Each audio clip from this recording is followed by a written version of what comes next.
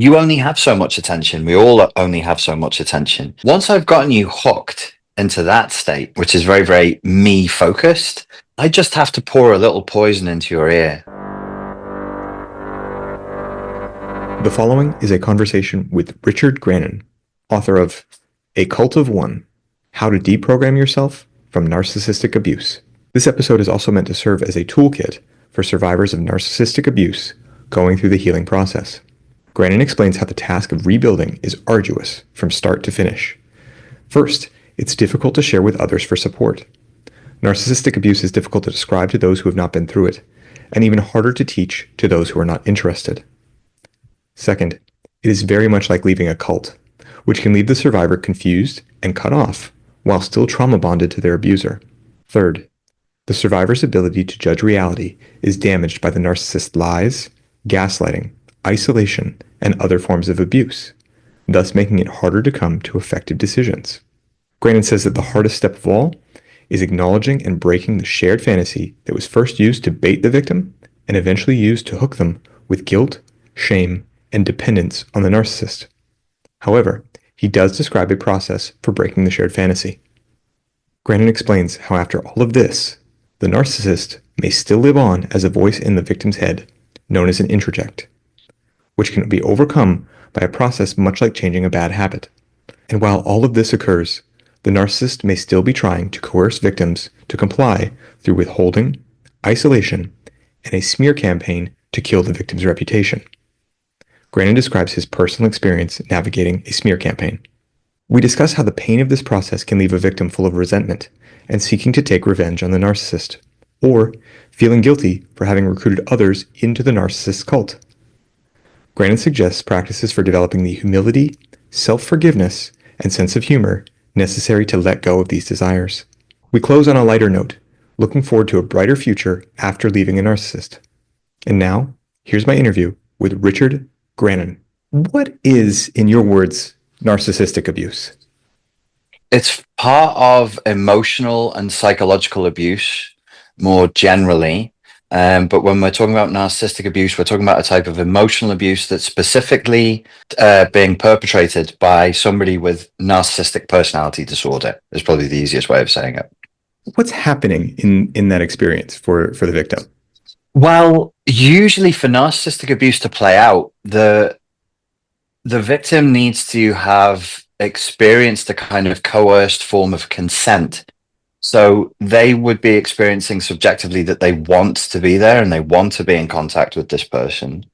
And also there's usually a bait element there that keeps the target involved. The reason why I mention that is it's very, very important for us to understand the guilt and the shame that the victims of narcissistic abuse experience, because they're semi-aware that their consent is coerced, but that they are part of the dyad, the folie à deux that they're experiencing. What is happening in someone going through this sort of symptomatically? What might they experience, in their body, in their mind? The things that they are, I suppose, guaranteed to experience psychologically would be eventually a kind of learned helplessness, a pronounced freezing response, a perpetual sense of threat and anxiety, hypervigilance. They would also start mirroring the narcissist's way of viewing reality, and they would start splitting reality. So they would split their view of the narcissist, they would split their view of the world into good and bad, and then eventually the self-image splits. I become altogether good or altogether bad. It's a profoundly damaging form of psychological abuse. Physically, any symptoms that would be psychosomatic. So anything, autoimmune issues, allergies, intolerances, insomnia, weight loss, weight gain. There's a whole host of things that can happen physically as a byproduct of the enormous stress of narcissistic abuse. And you said sort of adopting the narcissist worldview. So does a victim of narcissistic abuse become more narcissistic themselves? It depends on how we're using the term narcissistic. So in layman's terms, narcissism has come to mean anybody who is selfish, mean-spirited, dismissive and predatory, which is not, yes, that's part of narcissism, but that's not really the whole deal. Do the victims of narcissistic abuse become more predatory, interpersonally exploitative? No. Do they become more grandiose? Yes. Their defenses become narcissistic in order to survive the narcissistic abuse. So splitting is a form of defense. Yeah. Grandiosity is a form of defense. Being stubborn, belligerent, and stiff, and if not arrogant like a narcissist, non-humble. We could say that victims of narcissistic abuse become very non-humble. And yeah, there is a kind of a mirroring there, but the major mirroring is of the subcoordinates of the narcissistic personality disorder, which we don't talk about too much, which is the dissociation and the delusion. So yes, victims become highly dissociative, and dangerously delusional as well. So, Richard, I think what we're getting at is that this is a complex thing to even describe. And it seems it's very important for people who go through this, for survivors, to explain to other people, to tell someone, to confide in a friend or family. What is a script that someone who's been through this could even use to explain to the people closest to them what's been happening? We'd have to be very, very careful with that one. I don't know how much you can try to explain this to somebody who's not been through it themselves. So the first port of call would be to find a therapist who has a deep understanding of narcissistic abuse, and to organize sessions with them. It doesn't have to be face-to-face. It can be through Zoom or Skype, so that the person has one independent ally and assistant who deeply understands what it is they're experiencing. What we can say to people who haven't experienced narcissistic abuse, I really don't know. Because, and the reason I'm maybe being evasive and not wanting to say is because there's a risk here. The risk is, I'm with Sarah, Sarah, and you know her like this, but actually she's like this.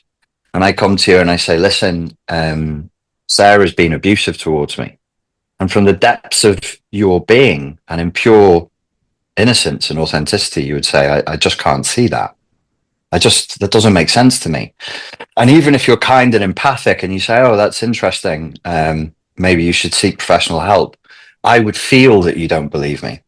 And so we end up with a kind of a secondary gaslighting. So I already am not sure whether this is really happening or not because of the profundity of the split. The two Sarahs are so profoundly different.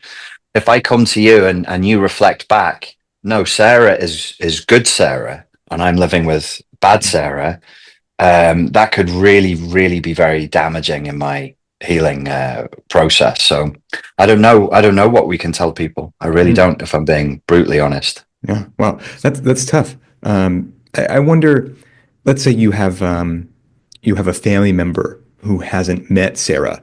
Then would you describe their symptoms, your symptoms, or kind of walk them through your journey of getting to know that person? Is there something there for people who don't have a perspective on this person of their own? So if we go back to your original question, how can I talk a subject that's complex, like I don't know, astrophysics or something, to a person who's not interested in astrophysics, and they haven't been up until 3 a.m. consuming YouTube videos and articles and research like you have for 90 days or 180 days. It's very, very difficult. Yeah. They're not motivated, and it's a very complicated subject. And if I was that person and I'd never experienced narcissistic abuse, and you came to me and you gave me some description, I would think you were insane. Sorry, respectfully. Yeah. I would be like, I think this guy has gone into paranoid ideation. He might be schizophrenic. Maybe he took Adderall and then dead stopped it. Now he's on the Adderall withdrawal, the psychosis that could be induced. Has to be drugs, has to be a psychotic breakdown. This isn't real. This is movie stuff. I wouldn't believe you. And if I had good rapport with you, I'd be like, I'm going to stick with him through this psychotic break that he's having. But I'm not going to be sitting with you going, your best friend has some weird hard to diagnose clinical issue that sounds like some sort of Romanian vampire. No, it's way more likely that you're just nuts, right? So yeah, it's very tough. It's very, very tough. Yeah. I would like to talk about the title of your book, A Cult of One. What's the connection between cult psychology and narcissism, narcissistic abuse? Well, that's fairly new for me. So I started working with a chap called Mark Vicente, who escaped the Nixium cult and helped get the guy who's running the cult into prison for a very, very long sentence. It's all covered in a series called The Vow. Um, and I started to realize that there is this sort of crossover between the two subjects. I think the very, very first time I realized it, a little bit, was a long time ago. It was when the Rihanna Chris Brown case broke. And I was watching an American TV show, and they were speaking to the woman who ran the major charity for domestic violence against women across all of America. She was running it. She was being interviewed on, I don't know, CNN or something. And they said, why does this happen? Why would Rihanna go back to Chris Brown after he's beaten her so severely? And she said, it's a question that we don't have an answer for. And I thought, that's not fantastic. There must be some kind of an answer out there. And so I went into my own investigative mode, and I found a concept called trauma bonding. But at that time, I don't know what its status is now, because the Chris Brown Rihanna thing, I think that's like 15 years ago. It's quite, or maybe longer. So there's this concept called trauma bonding, but that concept of trauma bonding was very much from the niche of cult psychology. Most cult psychology is developed in Canada and in America. So I was like, okay, so I'm now going to take this niche concept from the psychology of cults and apply it to interpersonal relationships. And as far as I'm aware, unless I'm having delusions of grandeur, I was the first person to popularize the term trauma bonding to apply it to narcissistic abuse. And as I say, that would go back to 2009 or whenever that case broke open between Rihanna and Chris Brown. Mm-hmm. And there are elements of the cult psychology that I hear referenced a lot in the narcissism literature as well. A reality test. What is a reality test? How is that jeopardized? We all have to test reality. We all have to.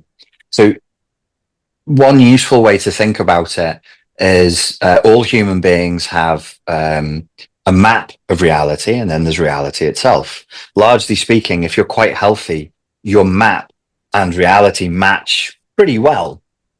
But for people who are mentally ill and personality disordered, there's very, very little map. So they're continuously failing the reality test. So you have an idea about reality, a fantasy of reality.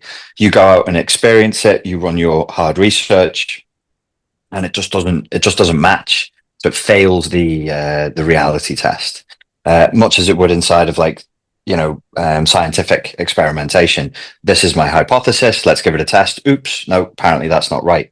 So people with personality disorders that are heavily delusional, they're failing the reality test all the time. In the case of certain personality disorders, well, this is what makes it a personality disorder, is if you're not personality disordered and your idea fails the reality test, you would change your idea. You would be Socratic and reasonable, we hope, and be like, oh, that's not correct, so I'll change it, especially if it fails the reality test like 3-4 times. So people with personality disorder, especially for narcissists, they just change their view of reality to match the pre-exist. So it's like a backwards relationship with reality. It's fantasy first, reality a distant third. Then they're not massively interested in reality, which is when I'm being asked about narcissistic relationships, I'm constantly trying to remind people, like, the narcissistic personality disordered individual isn't interested in truth. They're not interested in data. They're not interested in reality. Because people come to me and say, what if me and the whole family and all 10 of us sit down and tell them what they did? Then they would realize. And I'm like, nope, because if I'm the narcissist, if reality isn't giving me the feedback that I want, I will just make it up. So in that sense, it's a highly psychotic personality disorder. It's like a willfully psychotic. I will myself into psychosis. I just ignore all of these people who are telling me I'm being a dick or drinking too much or taking too much drugs or whatever the thing is. No, they're wrong and I must be right. So we start with the philosophical premise that whatever happens, I must be right. And then we work backwards from there.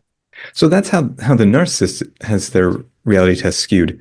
When someone is abused by a narcissist, it seems that their reality test is also shaken, and that's sort of how they're brought in, or how someone is brought into a cult. How does that work? It's a good question.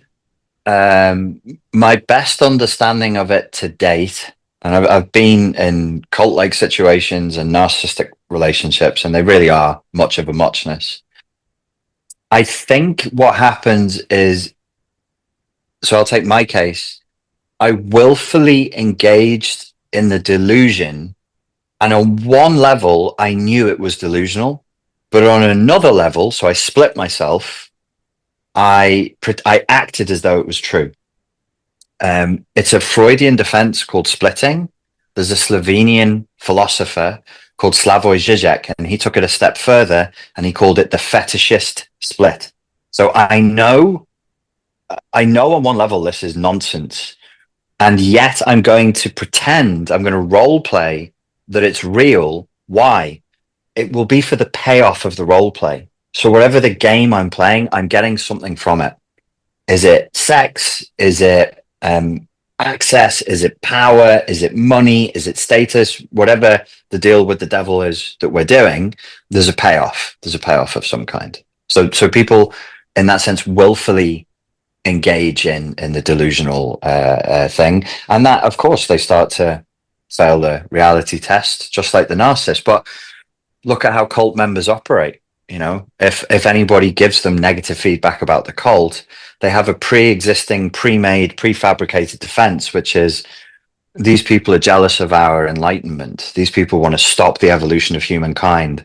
Obviously, our guru is the second coming of Christ. So these people must be demons, and so on and so forth. Yeah. So some of that too, I think for survivors, victims, there's got to be a way to get people away from others who care about them, who could check in as this process is evolving. What are strategies that people can look out for that the narcissist might be using to isolate, but in an effort to break your reality test? Let's make it interesting. So I'll be the narcissist. I think what I want to do first is I want to fill your consciousness as much as possible. So I want you to be as focused on me as possible, first and foremost. This is all part of the trauma bonding process. I'm going to make myself very significant to you. I'm going to give you emotional highs. I'm going to give you emotional lows. I'm going to give you emotional intensity. Your body and your brain will understand that as me being very important and very much an authority in your life. You only have so much attention. We all only have so much attention. The more I kind of flood the zone and swamp out your attention with drama, with attention, with these highs, with lows, if it's a romantic relationship, with sex, with whatever it is that sort of fascinates you and draws you in, the less time you have for other people. Once I've gotten you hooked into that state, which is very, very me focused, I just have to pour a little poison into your ear and be like, oh, so your mum doesn't really like you hanging around with me that much. That's interesting. It's interesting. Just at the point at which you are becoming the person you've always wanted to be. Isn't it interesting that she doesn't want you to well, you draw your own conclusion about that, mate. Sneaky, nasty little barbs like that. Anybody who has any negative feedback about the relationship or how you changed, so that people say to you, like, dude, you're really weird right now, or you look drawn, you look intense. All the negative feedback is just going to be reframed as, oh, they're jealous, or they're trying to stand between you and your destiny. They're trying to stand between you and your greatness. They're trying to stand between you and your best love, which is, of course, with me, the great guru, the great cult leader. So that would be a very rough sort of two-step process that all budding narcissists can follow. Mhm. Great. Thanks for that. So what you're talking about here, greatness, these incredible highs, you're on the cusp of being the best version that you could be, Mm, seems to be talking about the shared fantasy. yeah. What is a shared fantasy? Shared fantasy is a really interesting concept. There's I think he's a Dutch psychoanalyst called Sander, and I think he was writing out of a Belgian university in 1989. And I I read around some of his stuff and some of his published research. He was very, very interested in relationships and the way in which marriages and friendships and long-term relationships kind of play out systemically, and how almost as an engine with two people inside of it as a system that's running, how the relationship deals with negative feedback, how the relationship deals with victory, with defeat, with grief, with loss, and how people sort of recalibrate as we all have to. These are the challenges of life. And he said he came to the conclusion that the glue that holds all of this together is a shared fantasy. Now, once that's been translated from Dutch or Flemish into English, like most of the translations from psychoanalytic theory, it sounds a little bit weird. So you think a shared fantasy, what is that? We don't have a shorter way of saying it in English, but the thing I would point everybody to is role playing games. So live action role play, where people dress up and they recreate the Civil War or the kicking out of the British from Boston, for example. And they're having a jolly good time doing that. It's a real buzz for them to relive that history, reconnect with their culture. That's the payoff, because there's a lot of effort. They get the uniforms, and the uniforms are beautiful. Yeah. They get the weaponry that they want to follow the procedure of exactly how the battle was fought on the day. And you, as an outsider to the shared fantasy, you think, God, what a bunch of nerds. Why? What's the point? But for them, it gives them a buzz. It gives them joy. It gives them happiness. So that's the fantasy payoff. Role playing games like Dungeons and Dragons, online games, Call of Duty. We're in a team of 6, and we're all on our headphones and we're all screaming and swearing at each other and having a bit of a laugh. Again, this is all forms of shared fantasy. So the shared fantasy, in and of itself, is pH neutral. We all have a sort of in transactional analysis from Eric Berne, he just called it a game. So we all play games. You're never not playing a game. You just kind of need to be conscious of the games that you're playing. So that's game, script, shared fantasy. It's the same thing. The problem with the narcissistic personality disordered individual is the shared fantasy game that they're pulling you into is not fair. And it's highly exploitative, and they're always winning, but you're always losing. So they have to take you, they have to take from you, and they have to break you in order to get their high. So unlike the guy who just wants to dress up like a Civil War, I'm sorry, I conflated the Civil War with the War of Independence. The War of Independence. Sorry, the nerds will be after me for conflating the two. They'll be like, "That's not the same war." The War of Independence, and he wants his uniform perfect and all of this.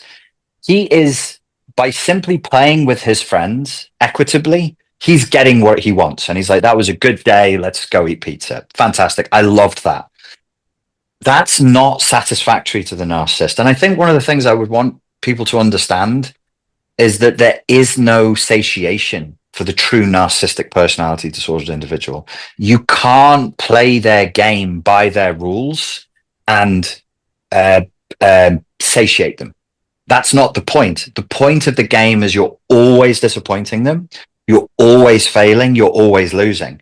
And for any human being who's stuck in that cycle of always being a loser, always being a failure, you can't do right for doing wrong. It's spirit breaking. Eventually there are things you could do to people that are hard and their spirits strengthen. This is not hard. This is just brutally unfair. And the point of the game is to break the spirit of the target. Mm-hmm.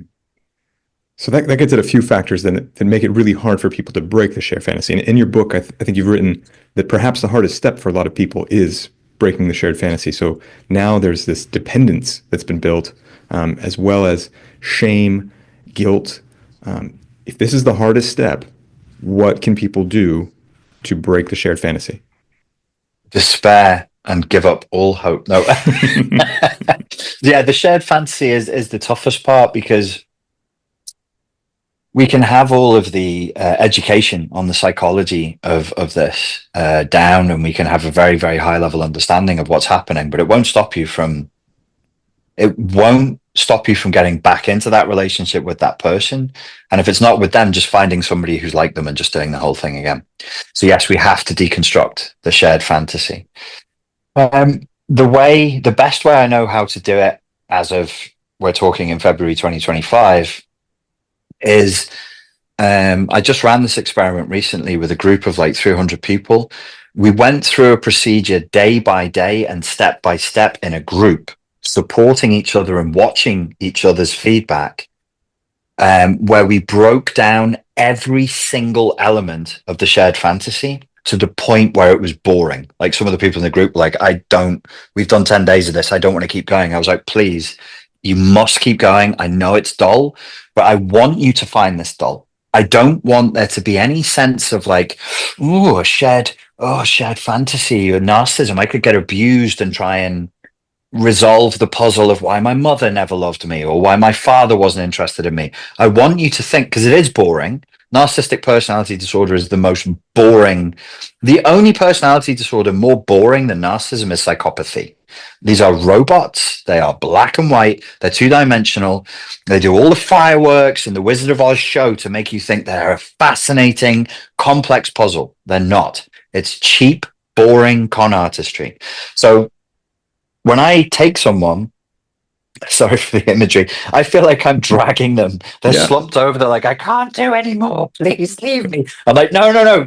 You're still behind enemy lines here. Yeah. You could get taken and they could brainwash you, and you could wake up and think, oh, I'm back home, but you're not back home. You're in some horrifying virtual reality matrix where the enemy is plugged. No. We've got to drag you, and we've got to get you into the safe territory, even if it doesn't feel good. Yeah. And inside of the safe territory is the space in which we're saying, look, what were you promised? What was your fantasy? We all had a fantasy. I fantasized the love of my life, the peak of romance, the absolute understanding of another human being. That my mother would love me as a mother loves a son, because some of these are familial.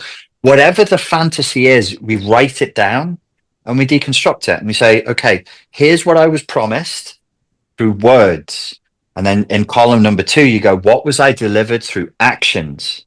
Here's the words, here's the actions, and write it down. And it's boring and it's unpleasant, but you can't deny it. And then if you've a stomach for it, you push it into a community and go, look, folks, this was me. Let me see yours. And everybody's writing the same thing. We're all writing the same thing, and we can look, and then you can find humor in it. You can be like, oh, that was silly, wasn't it? You go, yeah, but these shared fantasies are silly. You know, what hooked me into my last relationship is sex. So I had to get to a point with my therapist, who's a very intelligent man, where I was like, I ruined my life for puerile, boyish reasons. Like, I ruined my life for boobs. And he was like, okay, so let's talk about that. Let's unpack that. And I'm like, I don't want to. I feel so stupid. How could I? Obviously, that's not quite true, but it's part of the shared fantasy space. In our shared fantasy, I've been in 2 relationships like this. The sex was very important. So I thought I was addicted to sex. I wasn't. That was her coordinate. So she imposed on me, you're addicted to sex with me. And I was like, yes, babe, I really am. And then once the shared fantasy was over, I was like, I never was. The dismantling of the shared fantasy space shows us that we've been subsumed in someone else's reality. What is important to them becomes important to us. If they are vain, we will become more vain. If they are very self-centered, we make them the center of our world. And it can be deconstructed. It can be pulled apart. It's just not it's not a particularly glamorous process. You just have to pull it apart piece by piece. Yeah, it sounds less than juicy to write it down, and then to write down what really happened and compare. Yes. However, that also sounds very powerful for, like you said, dismantling the excitement that seems to be around this fantasy. Yes, and it's a tactic what is it called? What's a military tactic where you just level everything? What is that called? Not slash and burn. That's a form of farming. But basically, you just leave no stone unturned. You just smash everything to pieces. You leave no. There is no possibility for resistance. They can't come back. You leave the enemy in a state where they cannot come back because the earth won't support it. But the earth is the psyche, and that means also that we are growing up, because it's not all the narcissist's fault. They're appealing to pre-existing fantasies. They're appealing to parts of ourselves that are wounded. When parts of ourselves become wounded, they become held back in their development, and then we become childlike, emotionally immature in certain areas of life. So I would always say to people, in business, I'm aged 46. In romance, I'm still probably like 24 years old. I'm not very mature, and I still go to therapy every week. I'm not mature, and nobody is. We all have parts that are different stages of development and different stages of maturity that have to be developed and have to be worked on. But yes, it's not glamorous, but it works. It eradicates the appeal of the shared fantasy. Mm-hmm. So if somebody is starting to unpack this, they separate from the narcissist. Then there's often still repercussions. One of those being a smear campaign. What is a smear campaign? What would propel a narcissist to smear the name of someone who gets away from them? We are very lucky in the age in which we live, when we have YouTube and so on, because we can speak to self-aware narcissists who've engaged in smear campaigns. Mm-hmm. And they talk openly. They've made documentaries where they describe smear campaigns. A smear campaign serves the function of destroying the reputation of the target that has rebelled. So I'm the narcissist. They dared to rebel against me. I will make their life a living hell. I will besmirch their reputation as much as I can. The purpose of which is to destroy them, because if they're not going to obey me and they're not going to give me what I want, they may as well be dead. Narcissists are not typically violent. That's left to the psychopaths. But if they had a more psychopathic, if you have a narcissistic psychopath, you have a very, very dangerous combination. Ted Bundy was a narcissistic psychopath. So he had the fantasies of revenge, and then because he was a psychopath, he actually followed through. Most narcissists would just leave it as a fantasy. They would want you dead, but they're terrified of getting caught and losing their reputation. A psychopath doesn't care about their reputation. They just want what they want. The narcissist is still quite vain. They're still quite focused on how people see them. So they'll go for a smear campaign. And the purpose is to, if they can't kill you physically, they can kill you reputationally. And I haven't seen these documentaries. I'm curious though. So what does a smear campaign generally look like? Is it via social media? Is it talking to someone's friends? Is it making bots that will post on your Facebook? How does it work?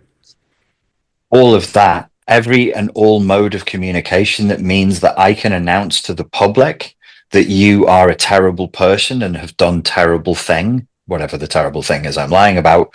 There are cases where people, I think celebrities have done this. They've taken out adverts in the early internet days. They took out adverts. I think like Billy Bob Thornton and the Tomb Raider lady.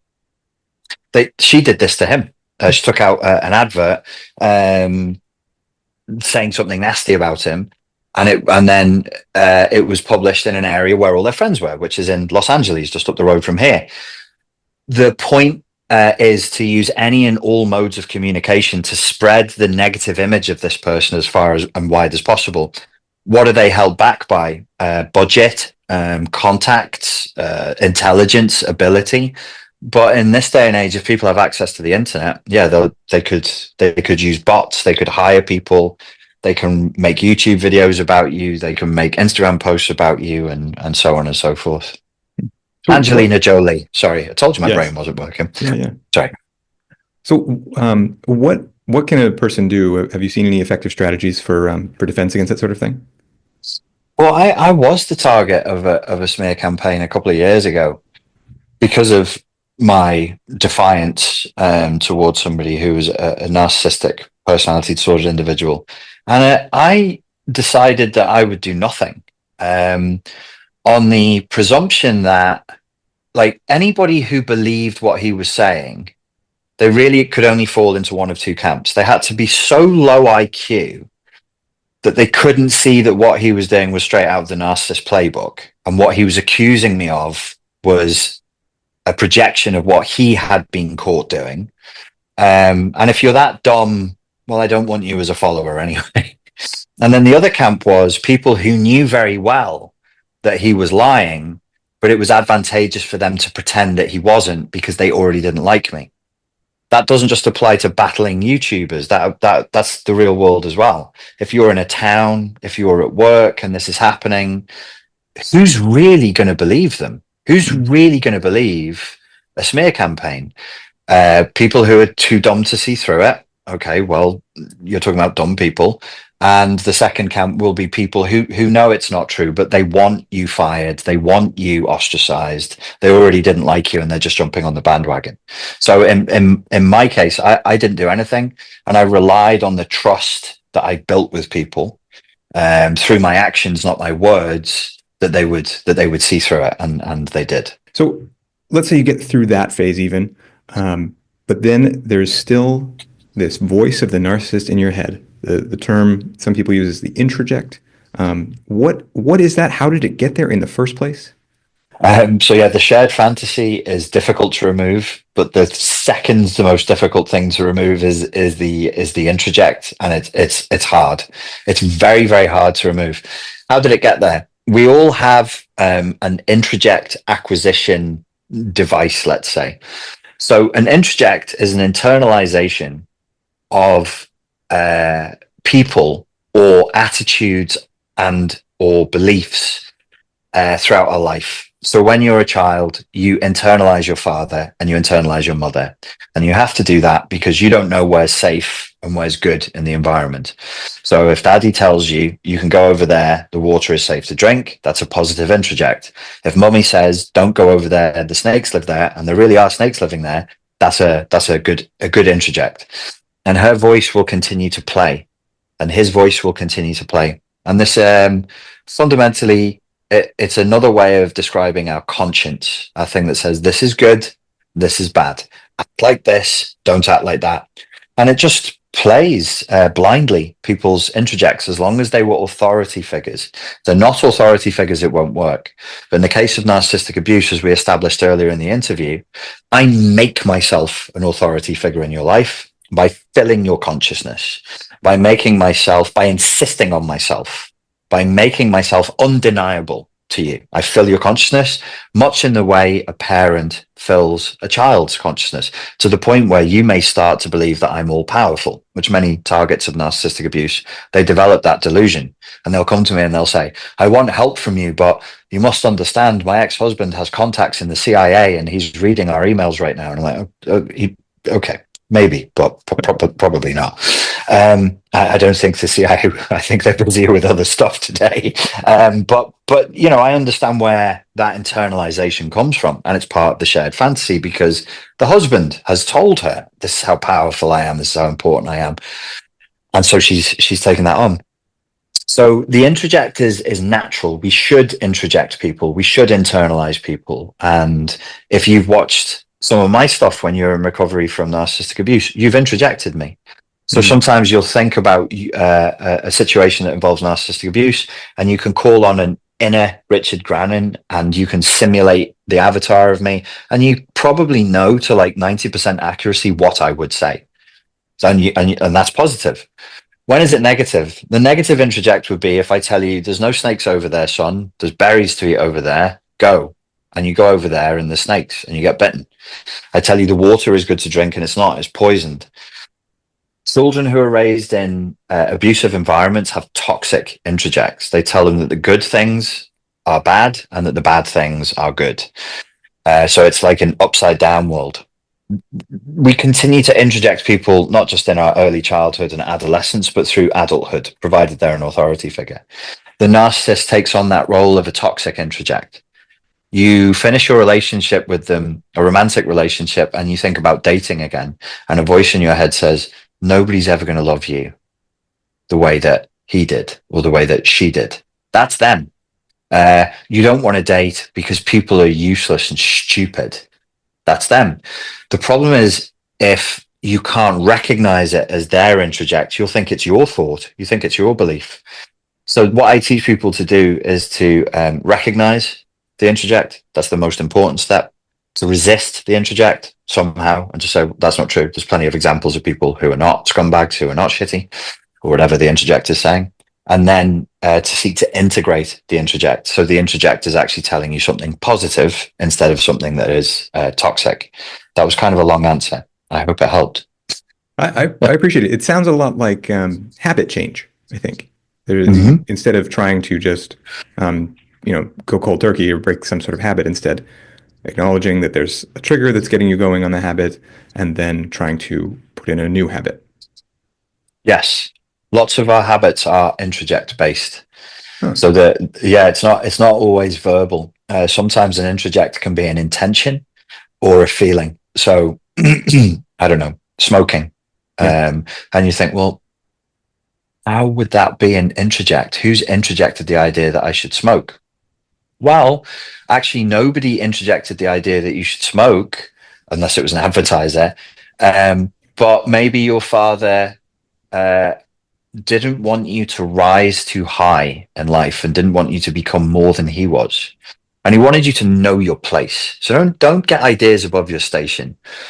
And smoking for you is a way, in this example, of succeeding, but only staying at this level, of not being too healthy, of not living too long, of screening yourself with smoke so that people can't see you, or of making yourself in the modern environment. Smoking is you just can't do it if you stink of smoke all the time. Unlike the 80s when I grew up, when everybody stank of smoke, people would be like, "Ooh, they stink." It can be a way of staying at a certain social status level, and that would be as a result of a father or a mother's toxic introject. So habits that are hard to break, there's typically an introject behind them that we need to identify and remove. So if someone gets through these processes and they even make progress on breaking the introject, there can still be an obsession with the narcissist. I think some of your most popular videos are something like, how to get revenge on the narcissist, things like that. What is there to that desire for revenge? And what does it take to really let go? I'll share with you and your audience some special insider mind control secrets. If you put a negative word in a YouTube title, the views get up to like a couple of million inside of 2 years. So if it says how to revenge against the narcissist, how to torture the narcissist, any like catastrophe, war, doom, people love that. So yeah, it's that's a clickbait title. But coming from and I know the video you're talking about, it's got millions of views. Yeah. There's a few that are called that, but it started with it was actually a book. It was a short book I wrote on it, because I could see how in myself and in other people, after the relationship has ended, you can become overloaded with resentment for all that the relationship has cost. There's that song, I think the group is called LP, All the Things I Lost on You. So you have this long list of grievances, and you're still living in a timeline where you still live inside of those grievances. You're bearing the cost of somebody else's poor decisions, of somebody else's thoughtlessness, and you become bitter, you become resentful, and you're looking around you going, my life actually kind of sucks now. Whose fault is this? Well, they did this, they did this, they did this, they did this, they did this. Of course, it's natural to them want to go and pick up a stick and bash their head in. However, we live in civilized times, and the police get very cross when you do that. So you don't, because you can't.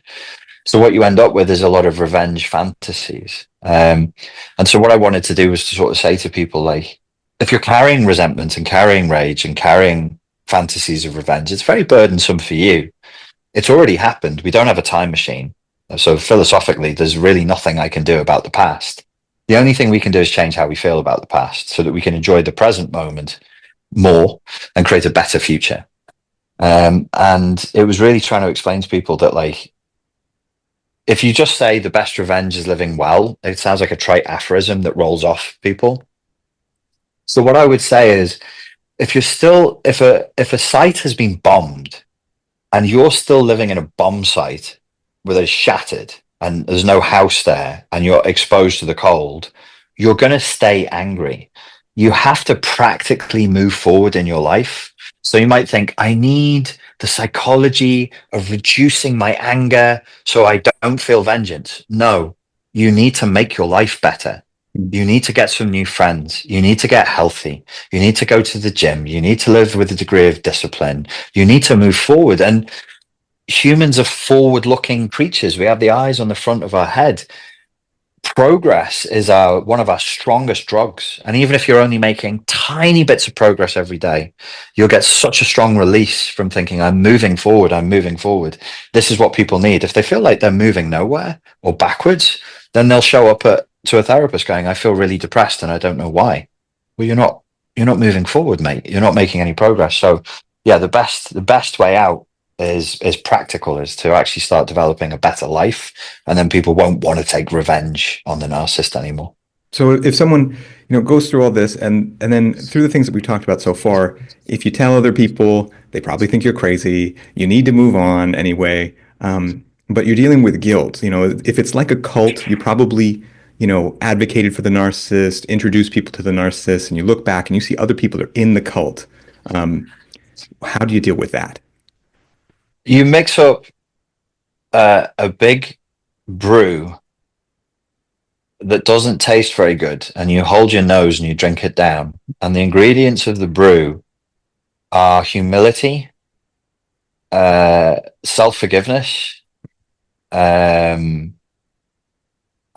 a good sense of humor, because you fucked up. You fucked up. Now, the punishment for your fuck up is not firing squad. Thankfully, people make mistakes. You didn't do this consciously. You wouldn't have done this consciously. You did a bad thing, but to all intents and purposes, you thought you were doing a good thing, or you thought at least it was pH neutral. Don't be narcissistic. Just admit it. Just say, yeah, I made a mistake. This is one of those elements of the Christian tradition that I think they got really right. Was the idea of the confessional, and then you kneel, you submit to God, and you say, I fucked up, I sinned, please forgive me, and then you ask for forgiveness. And if all of that's done honorably, that can be a perfectly clean and healthy psychological scenario. However, humans being what they are, it's usually not done honorably, but that's a different story. But yeah, just have some humility, and never judge yourself by a standard that you wouldn't judge your friend by. So if your friend did what you did, would you stand next to them and be like, ha, idiot, look at what you did. You recommended somebody who's a narcissist, you fool, and just go on like that? Or would you say, well, mate, it's not great. You were a bit dumb there. That was like, you didn't look before you leapt, or whatever. You should have been more careful. I guess you'll be more careful in the future. Do what you can to make it right, but don't hold on to it. People are out there doing terrible, atrocious things entirely deliberately, all day, every day. I am not. I don't think the people who make this mistake are at that level.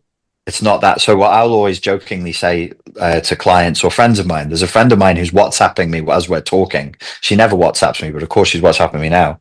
And she's got this terrible propensity to judge herself by a different standard than she would judge other people. And I always just say, like, so whenever we start a call, she'll be crying, and I'll go, did you kill anyone? Is anyone dead? She'll go, no. I go, well, it can't be that bad then, whatever this is. And then she's, people can be very dramatic and very self-persecutory, and it's not necessary. You did say something, or do what you can to make it right. Just so we're clear, I don't think that means to go out and try and fix this and rescue people. What does that mean to you? It's going to be different for every human being. So the practical parameters of it would depend, really, if we're going to be brutally honest, it depends on how much power you have. So if you can fix it and you can, quote unquote, rescue people without it exhausting you, sure, if you have the resources for that, and it's not going to break you to do it. But for most of us, that's not the case. So if you can do what you can to make other people aware that this person that you were promoting is not a very nice person, then your karmic debt is settled, and you don't have to make it your life's mission. It doesn't work like that, because we're all adults and we all have to carry our own burden. I'm with my sister at the moment, and the two little boys. I'm always saying to them, when they jump around and they want to do dangerous stuff, I'll be like, you're responsible for your safety. You can jump off the table, but I'm not going to come and save you. You're responsible for your safety. Or they want help with something, I'll just say to them, use your strength, use your own ability. We've got to encourage people to be strong and to be careful. We can't cotton wool the world. It's never going to work. We've spent the last 15 years subsumed in the ideology of trying to cotton wool the world. What can we do? Make the world safer? Or we can make people stronger and more capable? And the answer is going to come somewhere in between. We should be doing both. We should make people stronger and more capable and have more agency, and we should try to make the world safer as well. That's the only reasonable solution. So making it right, yes, that's a whole philosophical conversation that needs to happen. Yeah. And it sounds like that cocktail that you were talking about, that the humility, the recognizing your own limits as well, is going to be crucial in how people address that. Yes. I think it's strange when people come out of a narcissistically abusive relationship. They're like, I hate narcissists. I hate narcissism. And I'll be like, okay, have you noticed how you're judging yourself by a standard you don't judge anyone else? Yes, that's what I do. Oh, so you're special then. So you're especially bad. You're uniquely evil. You should be judged by a special standard that you don't judge other people by. That's narcissism. That's pure narcissism. Stop it. Whatever you would say to your best mate, to your brother, to your sister, to a family member, that's got to be the same as it is for you. Narcissism can go both ways. It's a double-edged sword. It can go both ways. Well, Richard, thank you for putting this nuance in this discussion and everything. Before I ask my last question, where should people look for you online? Oh, I've colonized the space. If they put Richard Grannon into their favorite search engine, they'll find me everywhere. So Instagram, I'm on pretty much every day. YouTube, there's weekly videos there as well. But if you just put in Richard Grannon, you'll find me. And I'll put a link to your book, A Cult of One, in the description as well for everybody to check out. That's very kind of you. Thank you. Thank you. So, Richard, my final question is, what can people look forward to as they're getting out of relationships with narcissists? What you can look forward to, it depends on how far they want to go with it. So I wanted it out root and branch. I wanted to know exactly why this had happened multiple times, and I wanted to make sure it never happened again. So I invested time and effort and money in therapy and analysis and all the rest of it. But what can happen is you find a version of yourself that you didn't know could exist at the beginning of the process. I am not the same person I was 5 or 6 years ago, and I can't go back. There are developments that I've had that can't be undone. There's things that I've acquired that couldn't be taken away from me. You couldn't put me in a concentration camp and have these things drain away. You'd literally have to kill me for these things to not exist. And there's not much in life that does that. Most things can be taken away from people. And I think there's a kind of, it sounds trite, but there really is a kind of transcendence in suffering.